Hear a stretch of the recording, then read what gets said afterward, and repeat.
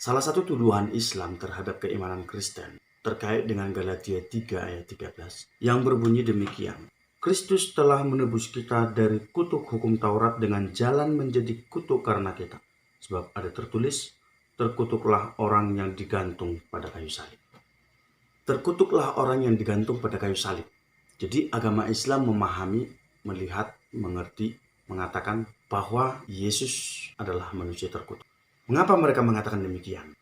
Karena bagi mereka, Yesus yang disebut Isa di dalam Al-Quran itu bukan manusia terkutuk. Yesus yang disebut Isa itu adalah manusia terhormat. Dan ini bisa kita lihat di dalam surat 4 ayat 157 sampai 159. Di sana digambarkan atau dijelaskan bagaimana Allah mengangkat Isa.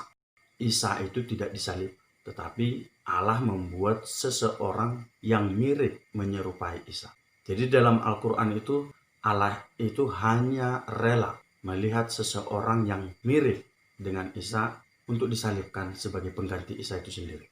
Maka ketika mereka membaca Galatia 3 ayat 13 ini, mereka langsung memposisikan rendah Yesus yang disalib sebagai orang yang terkutuk, dan demikian mereka dengan gampangnya menghantam keimanan Kristen. Para sahabat boleh sejenak melihat dan mengamati apa yang dikatakan oleh Talibul Ilmi dari sebuah web. Silakan diamati dulu sebentar.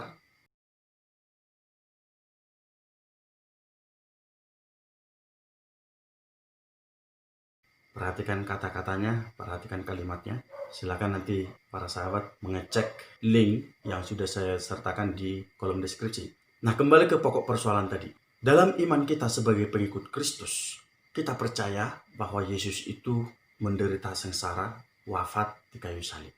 Lalu jika dikaitkan dengan Galatia 3 ayat 13 tadi yang berbunyi terkutuklah orang yang di kayu salib, berarti dalam hal ini Yesus itu terkutuk. Benarkah Yesus terkutuk? Kalau Yesus terkutuk, mengapa kita harus percaya kepada Yesus? Bahkan mengatakan Yesus itu adalah Allah. Mengapa kita harus percaya kepadanya? Di sini para sahabat, jika kita tidak hati-hati, jika kita tidak benar-benar memahami dan mengerti tentang keimanan kita akan Yesus Kristus, maka kita dalam waktu yang sekejap bisa murtad. Nah, sekarang kita mau memahami Galatia 3 ayat 13 ini. Sekaligus juga kita menjawab pernyataan atau pertanyaan dari Islam yang mengatakan Yesus itu terkutuk. Salah satu kelemahan dari umat Islam ketika mereka membaca kitab suci, mereka itu tidak memahami sepenuhnya isi kitab suci itu, atau paling tidak memahami sepenuhnya kedalaman dari teks yang mereka baca itu. Atau bisa jadi mereka hanya membaca setengah-setengah lalu mengambil kesimpulan yang ternyata kesimpulan itu keliru. Dan ini yang terjadi pada umumnya pada umat Islam yang membaca kitab suci.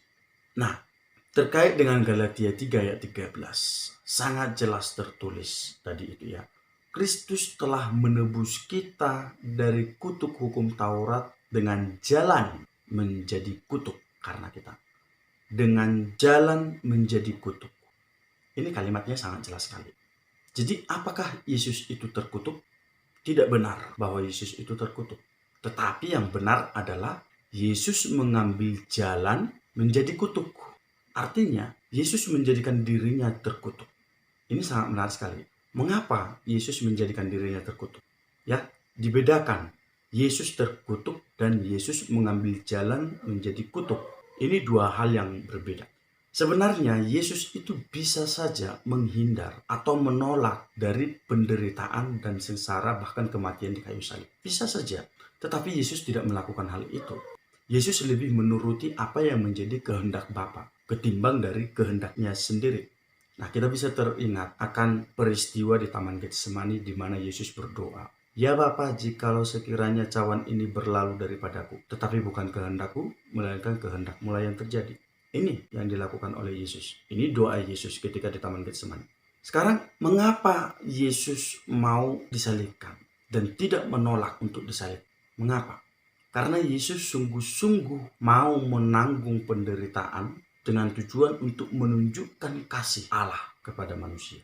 Jadi yang ingin ditunjukkan Yesus di sini adalah kasihnya yang luar biasa. Walaupun kelihatan Yesus itu seperti orang yang terkutuk, seperti para penyamun yang ada di sebelah kiri dan sebelah kanannya.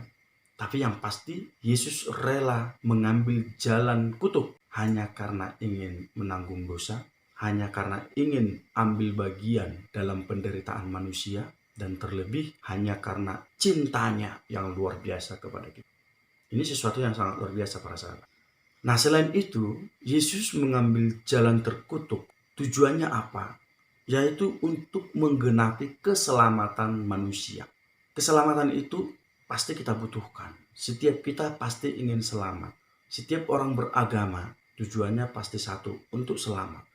Dalam perjanjian lama kita sudah melihat bahwa Allah memberikan hukum Taurat. Dan di dalam Al-Quran juga ada disinggung itu. Allah memberikan Taurat dan Injil. Nah, jadi di dalam perjanjian lama, Allah memberikan hukum Taurat. Mengapa memberikan hukum Taurat? Tidak lain agar melalui hukum Taurat, umat Israel disadarkan akan kedosaan mereka. Dan umat Israel ternyata meskipun sudah diberikan hukum Taurat itu, mereka tetap belum sampai kepada keselamatan.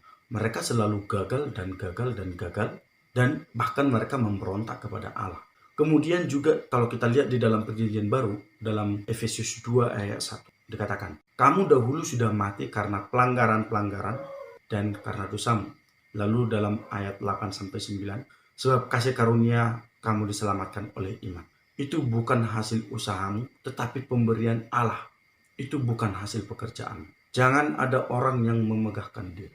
Jadi singkatnya, keselamatan itu diberikan bukan karena usaha kita semata, bukan karena usaha manusia.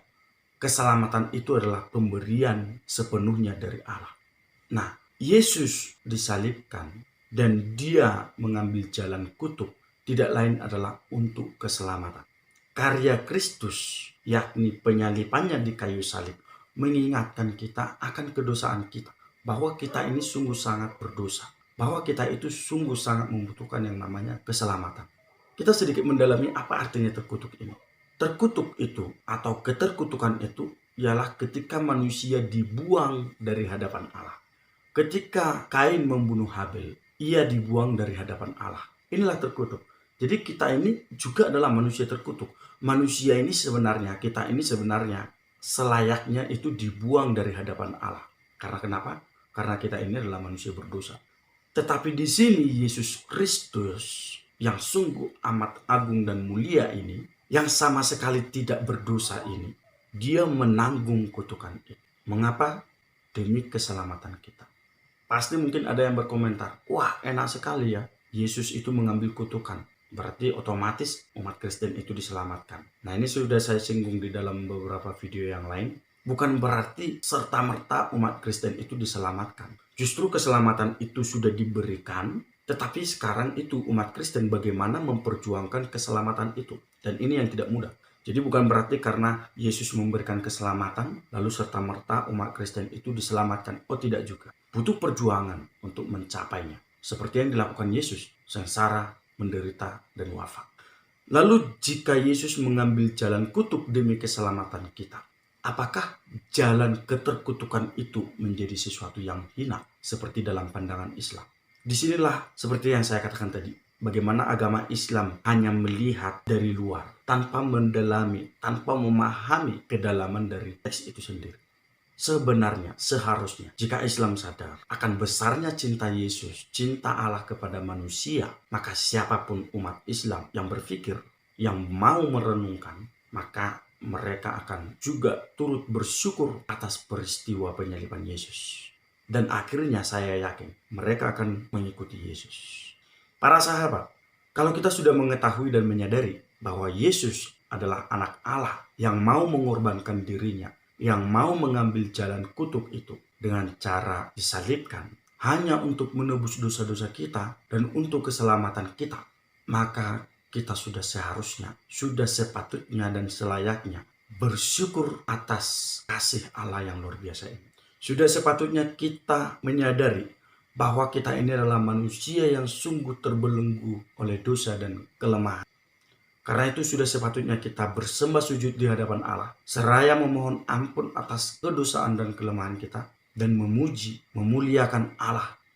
Kita yang sebelumnya hidup di dalam kegelapan, tetapi kini hidup di dalam terang, karena kasih Allah yang mengalir dari kayu salib. Kedosaan Adam telah memisahkan hubungan kita dengan Allah, tetapi dengan sengsara dan kematian Yesus di kayu salib, akhirnya memulihkan kembali hubungan kita dengan Allah.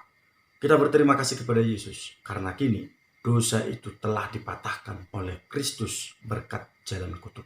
Semoga iman kita diteguhkan, cinta kita semakin dikuatkan, dan terlebih juga saudara-saudara kita yang belum beriman kepada Allah Tritunggal semakin terbuka hatinya, semakin terbuka pikirannya untuk mau menerima jalan kebenaran dan hidup, yakni Yesus Kristus, Allah yang hidup dan meraja dan sungguh mencintai kita selama-lamanya. Berkat Allah berlimpah kepada kita semua. Shalom, Tuhan Yesus memberkati.